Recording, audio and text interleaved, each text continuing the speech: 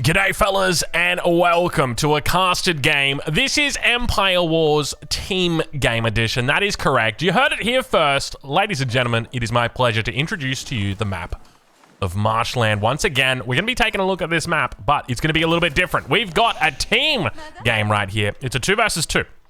Let's introduce our players. Spawning in on the south side as the Abbasid dynasty, it's just a 5.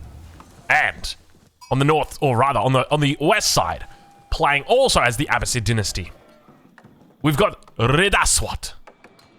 Over on the north, in the green, playing as the English, we've got Grigor. He's back again. And then over on the east corner, playing as the French in the color blue, we got Hussein M81. Ladies and gentlemen, welcome. We're here, and I'm looking forward to seeing how it's going to go down. We've got Economic Wing coming through at the moment for just a 5. We've got what's coming in. Eco Wing also coming through for his teammate, and of course no age up coming through just yet for our English player, but of course the French player well and truly aging up nice and quick. Look at that! Look at that! Look at that! We got a forward council hall, ladies and gentlemen. It's happening. I mean, look how close you spawn next to each other. To be honest, that's something I don't like about Age of Empires 4 team games. Is the way that they think about spawns is very different from Age of Empires 3, which is obviously where I'm from. So in Age of Empires 3, like, you would be... Oh my god, are they market trading to each other already? Wow. Okay, fair enough. You do you. The thing I liked about Age of Empires 3 is that when you spawned, it was very much like you would spawn here and your ally would spawn here, and you guys would be like holding hands next to each other, and the enemy would be the same. And then so it kind of gives you this feeling of a team, whereas in this it's kind of like just 1v1, and I mean it's 2 1v1s, and I don't know how I feel about that. Personally I would just love to see the spawns tightened up a little bit, and I appreciate you need your space, I need my space, you know, we're individuals, we're both, you know, you're living your own life, all mad respect and whatnot, but at the end of the day I feel like we need to be playing as a team. Anyway, if you're unfamiliar with Empire Wars, you start off with a lot more villagers. At the moment, it's 26 villagers every single side. The French, they start with 29 because that's how they're differentiated with their little faster training villages. The English, they start off with a ring of farms, and the Abbasid dynasty start off with a golden age and a market, which you can actually just use to sell your starting resources and start clicking up. But we do see our age ups coming through very, very quickly. And look at this, aggression coming out early. Ridas says, you know what? I don't want you to be pushing me with your outposts, so I'm just going to bring all of my villagers here. Looks like he might lose a villager. He's got plenty of villagers there himself to defend, but the defense from Grigor, unfortunately, going to take some time here. Now, we're right on board on the south side as the first knight comes in. Spears are out. Looks like we'll be able to meet them. Doesn't look like textiles has come through just yet. We'll bring up the current resources once again. Actually, maybe we should put it on income per minute. You know what? This is like, it's so big and so needlessly large. I don't know how I feel about it. Anyway, of course, one of the things to note is the Abbasid now have access to the Gulag, which is a kind of crazy damn unit, if I'm going to be honest. So will we see that today? It's double Abbasid. I wouldn't be surprised if we do. Aggression, though, coming out early from Grigor. Now, we did watch Grigor play the Rus a little bit earlier in the day. Are we going to see the same success coming out from him today? That is going to be a big question for us, though. And we're right on board with him now. As you can see, these guys are even yet to cross paths, his ally. It's very much 1v1 on one side, 1v1 on the others. And I know it doesn't feel like that on all maps, but to me, I feel like none of the maps should be like... Maybe like have one map where it's like that, but it feels so common that you've just kind of got that going down. But maybe you know what, mate? Maybe I'm just going a little bit crazy. Anyway, we'll focus on what we've got right here. Abbasid player with plenty of stables and double range coming up here. Looking to deal with this early aggression coming out from the English player. Knights still posturing around the front. Very, very interesting style of play here, the way that they are splitting the maps, maintaining a difference, and now going to be coming in on that wood line. No textiles through just yet. Grigor, he's going to find himself pop-locked, and we'll spot out the traders here as well. So that could be a bit of a giveaway as to what the strategy here is from the Abbasid players, and we can see plenty of traders out already. Looks like they will get caught out of position. Knights now going to be onto the back line. Could look to loop around onto this top side and link up with the longbows of Grigor. Of course, this is a fast, action-packed game here on, I guess, on Empire Wars. One thing to note, though, is that the center, which is typically going to be fished on, is not being used. I guess because players realize, well, I've already got such a big economy, fishing really isn't as impactful. And I guess in saying that, maybe there's a reason why, like, you know what? Maybe fishing could become something that's not as relevant in Empire Wars. So that could be another way to look to balance water. But take a look at this. We've already got 3 TCs coming out from Justified already, which is a nice name, by the way, Justified. It kind of sounds like Justified. Very, very close to it. But it seems like Rita SWAT is going to be getting himself in a little bit of trouble here, surrounded on both sides. Or ally yet to really make any units. Obviously, we've seen a couple of spears coming out. We can see the scout now going to be looking to spot out the enemy positions here. Spears are actually going to be looking to try and draw back these knights, or maybe at least cause a few longbows to come over. But for the moment, and we'll get rid of that, the numbers are starting to build, though, for the defense. Of course, just on one base, you're going to have plenty of resources for your army. But your ally is on 3 TCs. A little bit dangerous, and Hussein is going to be aging up. So let's double check. I think Hussein's on the French. Indeed he is. So going into the Royal Institute. So very early age up there from Hussein. But I guess that's to be expected. We're 6 minutes into this game. Lots of villages already out on the map. You can see he's on 48 villages already as the French. Did he go for a second TC? No, that's just 1 TC French. Fair enough. French, you just do you. That's to be expected. Anyway, so the age ups come through. So what does he look for here? Obviously, Arbitraire not going to be really that relevant. Yet we see Arbitraire coming out. So the interesting reason, or the reason why I don't like Arbitraire here, even though they're a cool unit, they're unique, and they've got their own special ability and all that kind of stuff, your enemy is in feudal. And your enemy is not making any armored units. They don't have access to any armored units. They've got spears, they've got horsemen, they've got camel archers, and they've got archers. None of those are armored. So that extra bonus damage that you're getting from having the Arbitraire 9 versus heavy, it does nothing. But still we see him going heavy. He's going Gambesons into this, which could actually be where this becomes a big brain move. If he goes into Gambesons, gets the ranged armor, also looks to use the PV shield because it gets that extra range, by the way, you could be talking about something serious where he's basically going into this unit as an archer, basically as a kill-all unit. And the only real way that you can counter it then is going to be through maybe a Mangonel. A Mangonel would deal with it. So perhaps that's what he looks to do. But really nice distraction here coming out from Justified. I love this as well. Bringing the enemy units back to the base and say, hey, don't worry about that whole push that you were doing over on the other side of the map. Don't worry about that. Come back and deal with my spears here. And like this could have very easily been dealt with by like 7 or 8 archers. But instead now he's brought back all the knights. So all that support's going to be gone for him. And now that push on the front side. Now remember that you've got to take out all of the landmarks. It's not just the landmarks of one player that you take out in this game mode. As with every game mode, they changed the way that it works with regard to killing landmarks. So the way it used to work is the Fire Lancers could come in and kill both of these landmarks, and that would be it. Your game is over. Then they go kill your ally. But now you've got to wait until the ally also loses their landmark as well. So it makes it a bit more awkward. But we do now see... Looks like some archers on this bottom side will get cleaned up. A lot of horsemen going to be coming through. They've got their ranged armor as well, so that's good to note.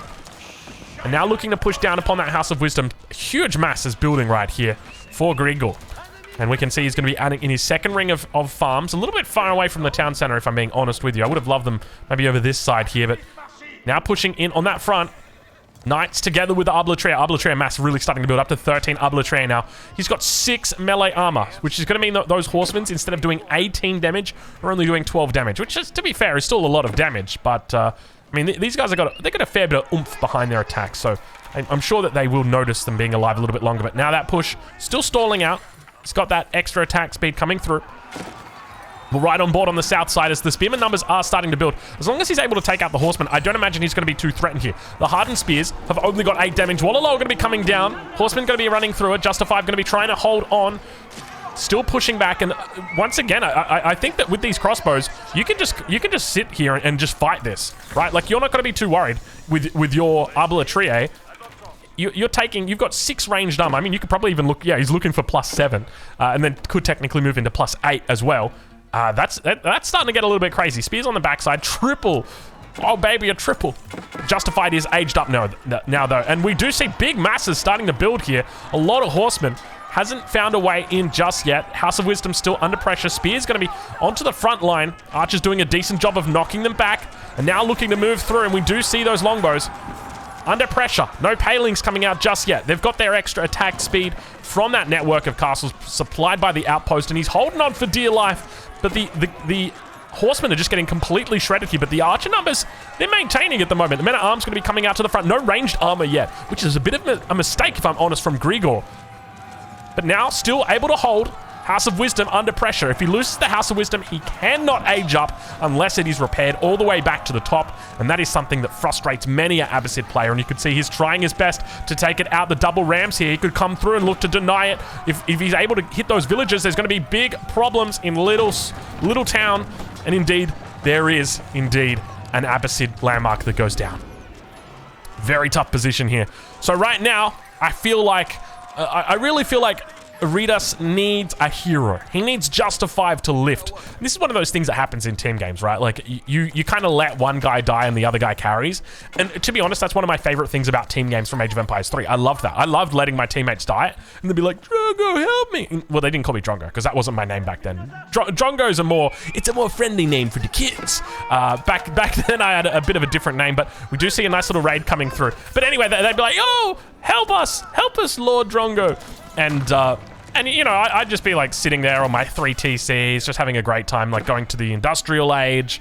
Well, you can't do that anymore. I mean, well, technically in this game you can't do it. You go to the Imperial Age. Nice little house linking up that we've got here as well. But Justify in a really good position to carry this. I mean, let's just check in with him. Up to 91 villagers here. Hussein, his opponent on the other side, on 59. 58 for Grigor and 49 for Ritas. So definitely well and truly ahead when it comes to the villager numbers. And you can see that Ritas has enough to age up, but obviously can't do that until the House of Wisdom is back up. But now, veteran horsemen's coming through. A little bit of a raid coming back on the front side. Hussein doing a good job of keeping these villagers down. And you can see there is action all over this map. I tell you what, I'm feeling more and more rewarded after choosing this game to cast, because these guys are just all over the place. This is an action-packed game. They are having a wonderful time here. Look at the numbers starting to build up here as well. We got a lot of numbers, a lot of veteran spearmen here.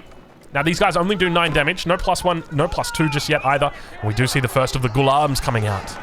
Of course, the brand new unit for the Abbasid dynasty, replacing the men-at-arms. A little bit more damage, a little bit less, well, I guess technically a little bit more attacks, a little less damage is probably the best way to say it. Now going to be able to chase back. Arbitrar numbers kind of stalled out. He's only sitting on, how many Arbitrar we got here? 16 Arbitrar, so not building too heavily into a mass. Has picked up +1 ranged, or looking to pick up +1 ranged attack now on those units. We see he's massing them up. 14 Arbitrar in queue. He's got the keep down, but the keep has got no... Oh, this is like a cardinal sin of the French. If you were gonna like be playing the French, this is like, oh man, I tell you what, just watching this feels like I should be making a video like the top 5 mistakes that French players make. And this is number 1. Hussein M right now not making his archery ranges around his keep. And the thing is, you should be somewhat anticipating this from the very beginning of the game. You should be thinking about it as a French player. How am I going to build my base so that I can drop a keep down later? And you know what? If you want to get some coaching or anything like that, make sure you do check out the Patreon. I don't actually think I've got a little flashcard for you at the moment, because we're using a different scene on OBS to cast this 2v2. Yeah, make sure you check out the Patreon. I'll leave a link in the description if you want to check out coaching. We've got lots of good stuff over there. But we get back to the action, and for the most part, I mean, everything's come back to normal for Ritas. He didn't lose a huge amount of villagers, has got the House of Wisdom repaired now, able to go up to the military wing. Now, I think we saw the military wing as well coming through for Justify, which means it's going to be able to pick up that extra health from boot camp. On top of that, also has access to composite bows if he wants to go into it, so definitely the right call here. Does somewhat limit your Imperial Age chances, but now Arbitrar on the back line should be looking to throw down the Pavis shield. Even though there's not any ranged units here, it's going to be in trouble. All of a sudden, these Arbitrar are going to be forced back away from this position. You can see him just sacrificing all the spears, a couple of men-at-arms on the front line. He gets eaten alive, and he says, oh god, I don't have enough units to deal with that. That is a lot. That is a lot. Okay, Grigor, I need some help over here. I don't know what's going on your side, but for me, I'm in trouble. That's what he's saying.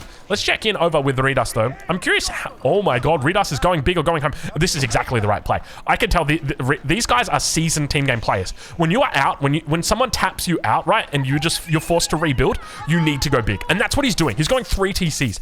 Exactly what you need to do that. And keep in mind, he's got the starting TC, so technically 4 TCs. 100% the play that he needs to make right now is that. And look who's carrying him right now. It is his partner, Justify, just going ham. Looking to push through into the French base. Right on board with Justified as he begins to come through.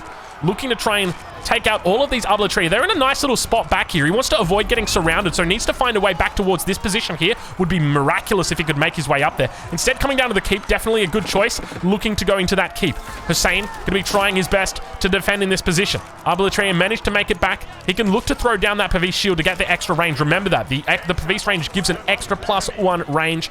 And underneath the keep, he's going to be able to stay alive a little bit longer. Can always look to garrison as well if he wants to avoid losing these units. Yet to do it. Still yet to pick up crossbow stirrups. Another nice little upgrade that you can have. But honestly, I wouldn't be surprised to see players going into 2 TC. It just really feels to me like at this point you can clearly see that the Abbasid player Justified is so far ahead of his French opponent. He managed to survive the early game. He was on 3 TC, so he's had an absolute blast. And now all of a sudden, it's all unraveling for the French player. Mangonels coming in behind the base as well. This is what I specifically pointed out early on. I said, you know, the best way to probably deal with artillery these days, it's just going to be mangonels. Like, I'm suspecting that you will see French late games move to artillery, a few spears, and like just a huge amount of springalds or even royal cover. Mangonel off the top! My God! Justified right now, firing off triple mangonel shot off the top rope. It's absolutely disgusting. Oh, he wasn't even expecting it. He should have been, though. He knew they were making mangonels, didn't split in advance, subsequently caught the short end of it and loses in the blink of an eye close to 30, maybe even 40. And look at that, all cleaned up. Absolute amazing strategy coming out right there from Justified. Justified, I don't know who you are, but I'm not giving you just a 5. I'm giving you a 10, mate. That was absolutely solid. The mangonels being made inside the stealth forest, being completely hidden. It was just, what a clutch move. How do you even think of that on the fly? Justified.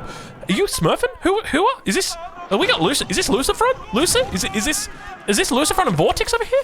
Excuse me? Wow. That was incredible. That was incredible.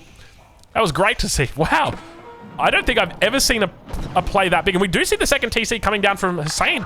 But I can't help but feel like it may be a bit too late. He's on 53 villagers at the moment. Down to 52. He's losing them by the second.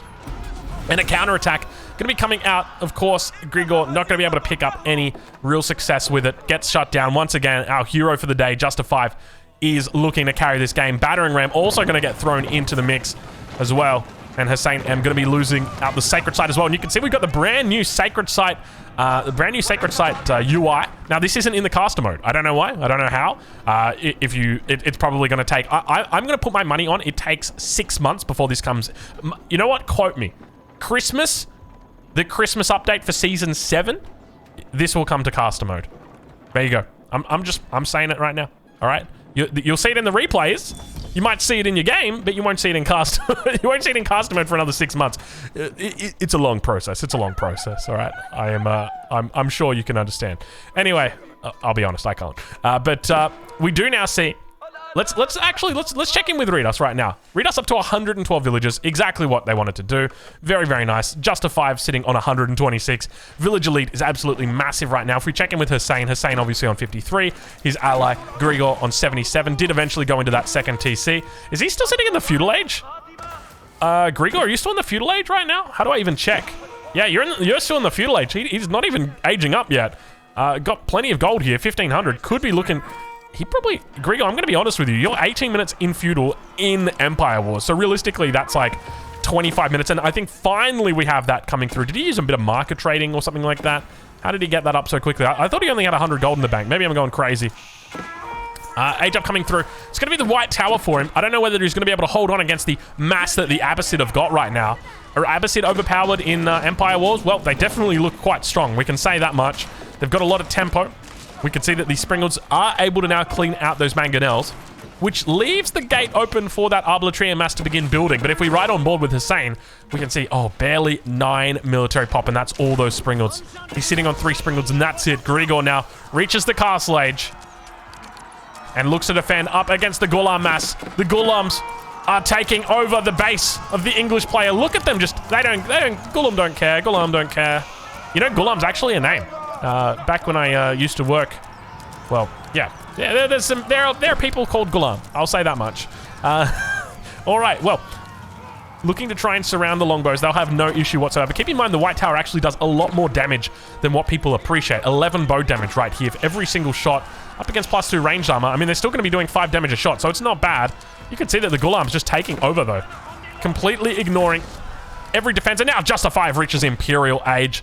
He goes up with the trade wing as well, and he says, "Maybe it is time to trade. Maybe we. You want to put some markets down? Let's trade. Let's trade. All right, let's do it." So they put the markets down and begin creating an absolute raft of units.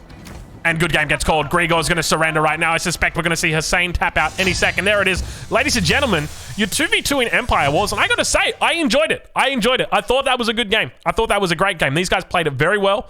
Lovely early aggression. Great comeback from in the mid game. Just a 5, definitely not just a 5. Definitely just a 10. That is for sure. Thank you so much for watching, and we'll catch you guys in the next one.